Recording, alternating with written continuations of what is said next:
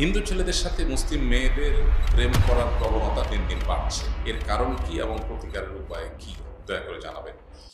প্রথম কথা হলো, মুসলমানের জন্য বিবাহ ছাড়া তথাকথিত প্রেমের সম্পর্ক করা পরিষ্কারভাবে হারাম।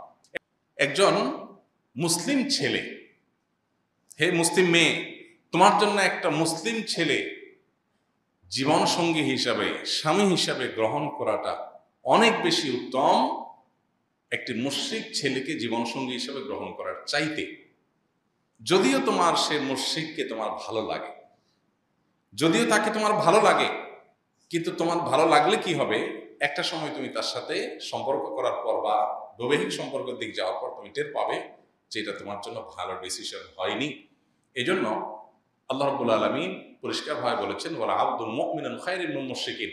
কোনো মেয়ে জীবনসঙ্গী হিসাবে, লাইফ পার্টনার হিসাবে, স্বামী হিসাবে গ্রহণ করার জন্য ইমানদার যুবক তার কাছে বহুগুণ উত্তম মুশরিক যুবকের চাইতে।